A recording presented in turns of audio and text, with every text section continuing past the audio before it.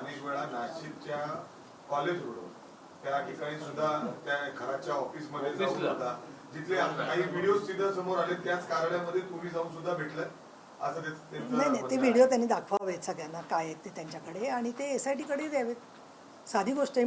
मी आता तुम्हाला स्पष्ट सांगितलं की तुम्ही कधी भेटला नाहीत म्हणजे खरं नाही. आता काय कुठे भेटले असतील तर कुठे याला कार्यक्रमामध्ये किंवा काय मी सांगू शकत नाही त्याच्यामध्ये. तुम्ही कार्यालयामध्ये कधी गेले नाही?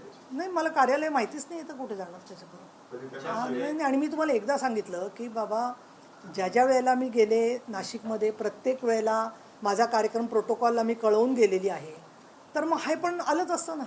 त्यांचं दावा आहे की प्रोटोकॉल टाळून गेले तुम्ही.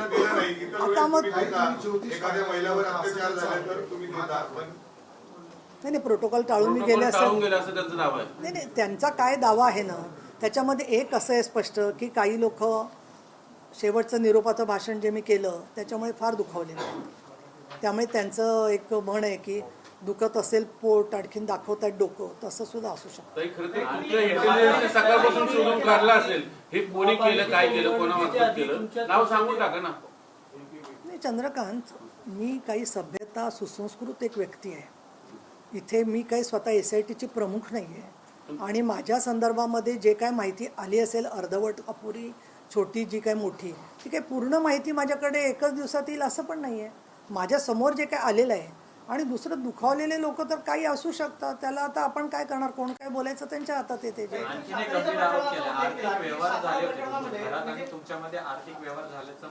आता याच्यात आता मला तर असं वाटतं तुम्ही मला प्रश्न विचारताना याच्यामध्ये म्हणजे तुम्ही मला ओळखतच नाही असं मला वाटतं. पण त्यांचे आरोप म्हणजे कोणी कोणावरती काही बेफाम आरोप करेल, त्या संदर्भामध्ये तुम्हाला माहिती आहे काय आर्थिक व्यवहार आहेत काय नाही, त्यांनी समोर दाखवा ना. तुम्ही दावा टाकणार का अब्रू नुकसानीचा? मी काय करणार काय नाहीये या संदर्भात मी अजून काही विचार केलेला नाहीये. मी माझं म्हणणं इथे मांडलेलं आहे, आणि माझा संपूर्णपणाने या ज्या गोष्टी आहेत त्यातला तपशील आणि सत्य समोर येईल त्यावेळेला ते त्यांचं म्हणणं संपूर्ण निराधार आहे हेच स्पष्ट होणार आहे. तुम्ही साताऱ्याच्या प्रकरणाचा उल्लेख केला की सभागृहामध्ये जे निर्देश दिलेले होते की त्या साताऱ्याचे तत्कालीन SP त्यांना निलंबित करा, त्यांना आता सक्तीच्या रजेवरती पाठवलेलं आहे. एकीकडे तुमचं सभागृहामध्ये हे निर्देश येतात, काही काळानंतर निर्णय येतो, आणि त्यानंतर तुमच्यावरती ते आरोप केले जातात. याचा काही संबंध आहे किंवा तेही कारण असू शकतं असं तुम्हाला वाटतं? पण मी पीठासीन अधिकारी आहे. मी चेअरवरून दिलेले जे निर्णय असतात त्याच्यावर मी तुमच्यासमोर भाष्य करणं म्हणजे तुमचं ते माध्यमांचं म्हणून स्वातंत्र्य असलं तरी मी बेजबाबदार व्यक्ती नाही आहे, म्हणून no comment on my side. माझी काही प्रतिक्रिया नाही याच्यावरती. काही आणखी एक तिरडी आंदोलन झालं पुण्यात चेअरला खराबच्या विरोधात, तेव्हा त्या आंदोलनात पण आरोप केला की तुम्ही मंत्रिपदासाठी 3-3 तास पूजा केली खरात. संगीता तिवारी यांनी असा आरोप केलेला आहे की तुम्ही 3 तास खरातांची इथे खूप लाखो रुपये घालून ती पूजा केली पाहिजे. पण मी खरं सांगू का, मी एक साहित्यिक ओळखते की ते दिवंगत शंकरराव खरात, त्या म्हणजे जे दलित साहित्यिक आहेत, त्याखेरीज मला हा माणूसही म्हणजे त्याच्याकडे पूजा करावी असं नाही आहे. आणि मी तुम्हाला 4 वेळा सांगितलं तरी तुम्ही कस्टडीत बसवलेल्या माणसाला परत परत विचारता, तसंच परत विचारता आहात, तर तुमचा माझ्यावर विश्वास नसेल तर तुम्ही, मी एकदा सांगते की कुठल्या गुरुकडे मी गेलीच नाही आहे, तरी परत तुम्ही मला तेच विचारता. या अधिवेशनाच्या शेवटच्या टप्प्यावर तुम्ही फार चर्चेत आलेला होता. तुम्ही चेअरवरून दिलेलं रुलिंग बरोबर आहे, तो तुमचा अधिकार आहे की नाही, या संदर्भात मुख्यमंत्र्यांनी निवेदन केलं होतं. थोडी दुरुस्ती फक्त तुषार जोशी स्वतःच्या अर्जित रजेवर गेले, त्यांना सक्तीच्या रजेवर पाठवलेली.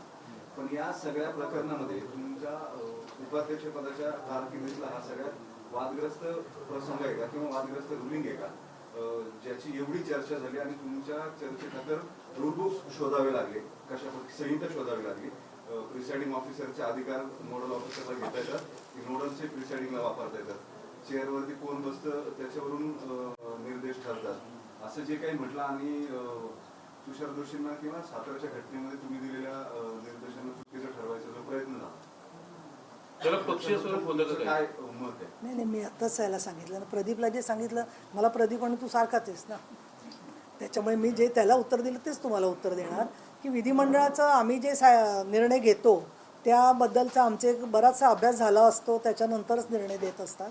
पण त्याच्या पलीकडे काही भाष्य करणं योग्य होणार नाही. अजून बऱ्याचशा गोष्टी घडायच्या आहेत असं मला वाटतं.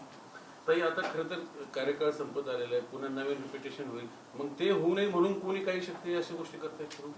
आता तो तुमच्या संशोधनाचा विषय आहे. कारण काय आहे की अशा पद्धतीची नॅरेटिव्ह पसरवायची आणि त्याचा परिणाम काहीतरी होईल अशी भाबडी आशा ठेवायची. त्यामुळे ज्या या महिला म्हणतायत ना की 3 तास पूजा केली हे केली, तर असे तर आरोप मी त्यांच्या लेवलला जाऊन करू शकत नाही. कारण का की तो माझा स्वभाव नाही. आम्ही ज्या चळवळीतून काम केलं त्याच्यामध्ये बघा, मृणाल गोरे, अहिल्या रांगणेकर, तारा रेड्डी या सगळ्या वेगवेगळ्या विचारांच्या महिला होत्या, जयवंतीबेन मेहता. आम्ही एकत्र राज्य महिला आयोग स्थापनेच्या कामात होतो. पण अशा पद्धतीने एकमेकीवरती राजकीय मतभेद असतील पण वैयक्तिक आरोप करण्याची परंपरा नव्हती. प्रतिभाताई पाटील काँग्रेस पक्षात होत्या. आमचे कधी जळगावला गेले तर भेट व्हायची, पण अत्यंत सौहार्दाने आमची चर्चा होत होती. पण गेल्या काही वर्षांमध्ये संपूर्ण हे महाराष्ट्रातलं राजकारण अशा पद्धतीचं एक हिंस्त्र वातावरण झालेलं आहे. आणि अशा वेळेला आरक्षण येत असताना निराधार आरोप जे करतात त्यांच्या संदर्भामध्ये समाजानेच ठरवायचं आहे की काय करायचं आणि कशा प्रकारे त्यांना फॉलो करायचं किंवा नाही. याच्या पलीकडे मी काही बोलू शकत नाही.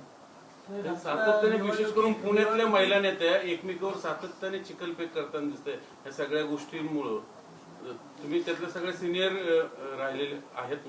मग हे सगळं कसं बघता? त्यात तुम्ही सुटू शकलं नाही, तुमच्यावरही आज आरोप झाले ते.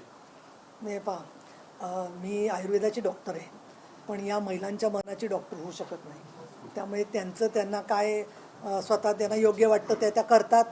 त्याप्रमाणे त्यांचं काय समाजात स्थान आहे, त्यांचं कर्तव्य त्या बजावतात. आपण आपलं काम करत राहायचं.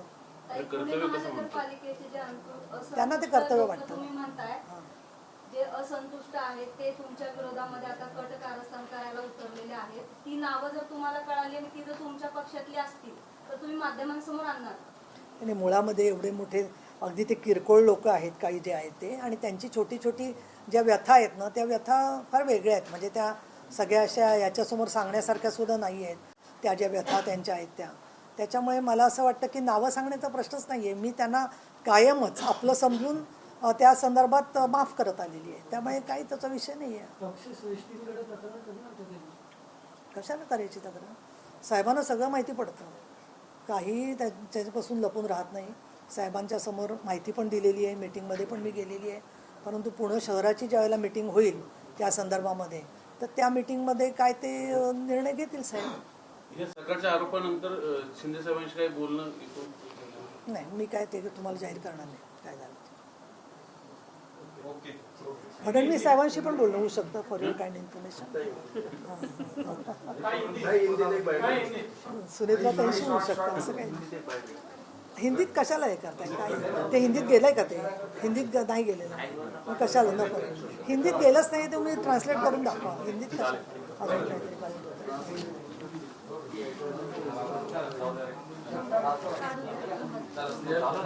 दुसरं कारण शरद पोंक्षेंनी काही भाजपने असे आम्ही 10 भाजप तयार करू असे काही स्टेटमेंट केले नागपूरमध्ये. आम्ही RSS आहोत आणि त्यावेळेस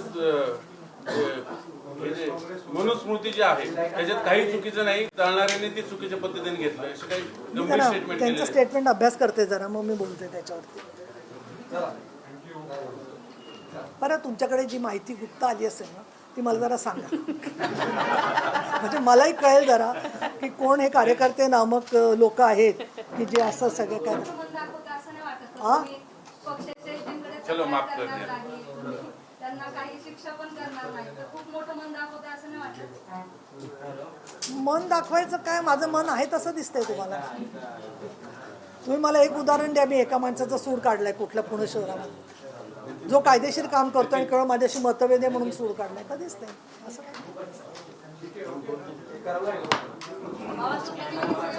एकाशी केलं तर सगळ्यांशी मग नाही हिंदी बघा.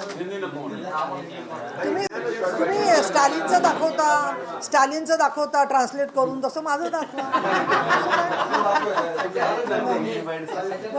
असं काय ते ममताचं दाखवता बंगालीचं मराठीत करून. आता महिला आयोगाचं अध्यक्षपद रिकामं झालंय, काही नावं सुचवली की नाही काय? आता मी नावं सुचवणार आहे, पण जे लोक जी स्टेटमेंट करतायत ना ते बघून चक्कर येते की ही लोक जर का अध्यक्ष झाली तर महाराष्ट्राचं काय होईल म्हणून.